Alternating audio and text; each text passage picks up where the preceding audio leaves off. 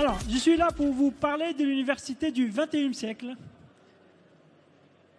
Ce que je vais faire d'abord, c'est vous parler du contexte des universités qui a beaucoup changé ces dernières années, au niveau mondial et au niveau français. Tout d'abord, un changement qui est majeur au niveau mondial, c'est l'émergence d'universités dans beaucoup de pays, avec une volonté organisée de faire émerger des universités avec un rayonnement international et une attractivité internationale. On voit ça très clairement en Chine, on voit ça aussi dans le Golfe et dans d'autres pays, Singapour et dans d'autres pays. Donc on voit l'émergence avec des moyens très très importants d'universités qui nous font la concurrence, qui font la concurrence au niveau international, au niveau de la recherche, mais aussi au niveau de la formation et de l'attractivité des talents. Alors ce changement-là, ou cette politique-là menée par certains pays, elle est liée à notre changement fondamental qui concerne les écosystèmes et les économies. On sait très bien que depuis quelque temps, les écosystèmes, alors qu'au passé, ils étaient beaucoup liés aux ressources naturelles, aujourd'hui, on en va de plus en plus vers des sociétés, des économies qui sont basées sur la connaissance et sur l'innovation. Et donc c'est pour cela que des pays, y compris des pays qui ont pas mal de ressources naturelles, ont pris le virage de construire des sociétés de connaissances et des universités qui sont compétitives au niveau international. Autre changement dans le contexte qui est important, c'est ce qui s'est passé en France depuis 2010-2011, avec une volonté de l'État de faire émerger en France une dizaine d'universités dites de rang mondial et de recherche intensive. Aujourd'hui, cette démarche, elle est au bout. Il y a 9 universités qui sont labellisées initiatives d'excellence et qui ont cette mission de porter l'enseignement supérieur et la recherche de la France au niveau international. Et l'université Grenoble-Alpes, votre université, en fait partie. Il y en a 9 qui sont dans ce cas-là, qui représentent 1/3 des doctorants en France et 2/3 des publications les plus citées au niveau mondial. Donc il y a une concentration de l'activité de recherche et de formation qui est très importante dans ces 9 universités. Autre changement qui est très important pour les universités, c'est la pression qu'elles vivent aujourd'hui en lien avec les défis sociétaux et les défis globaux auxquels nous devons faire face. Que ce soit la transition écologique, que ce soit la transition numérique, la diverses transformations de la société. Et l'université doit jouer son rôle dans ce contexte-là. Et c'est quelque chose qui nous oblige aussi à réfléchir la stratégie de l'université en prenant en connaissance tous les arguments, tous les éléments que je viens de dire et tout ce contexte. Donc pour nous, pour l'UGA, université du XXe siècle, qu'est-ce qu'elle est? Elle est d'abord une université qui agit à l'international et qui est ancrée dans ses territoires. Qu'est-ce que ça veut dire? Ça veut dire qu'une université qui est tournée vers le global, vers l'international, qui s'inspire de l'international, qui agit localement, mais pour impacter globalement, pour impacter internationalement. Donc c'est une université qui travaille avec les acteurs du territoire, qui travaille aussi avec des acteurs importants à l'international. Concernant notre université, nous avons des partenariats stratégiques avec, par exemple, Oxford, l'université d'Oxford. Nous avons des partenariats stratégiques et des laboratoires communs aux États-Unis, au Canada, au Japon, y compris des laboratoires communs avec des entreprises françaises à l'international. Et c'est aussi pour accompagner et pour appuyer l'industrie française à l'international.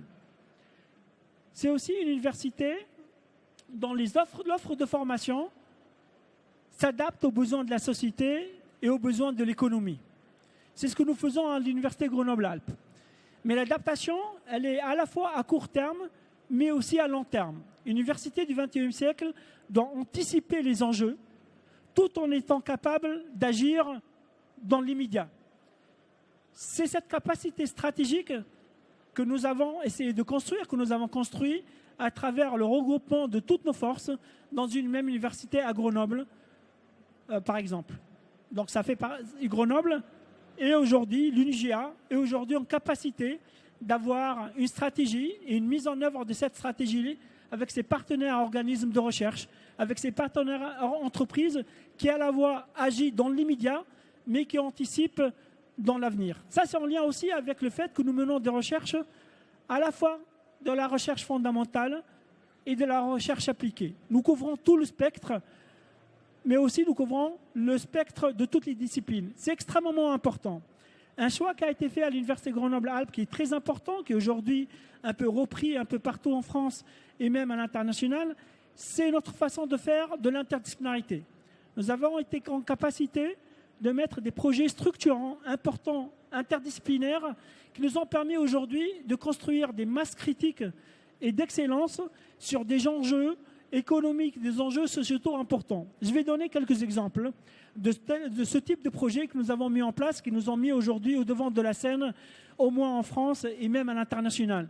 Quelques exemples sur le quantique, avec le CEA et le CNRS, l'UGA, et un des principaux acteurs dans le quantique, l'ingénierie quantique et le quantique de manière générale en France. La cybersécurité et bien sûr l'intelligence artificielle, puisque nous avons le centre d'intelligence artificielle, un centre interdisciplinaire de recherche, de formation, d'innovation, d'intelligence artificielle avec 90 partenaires, entreprises partenaires, qui est le centre le plus développé, le plus large en France et qui est selon différents critères en termes de publication, en termes de brevets, en termes de création start-up, le plus important centre en France.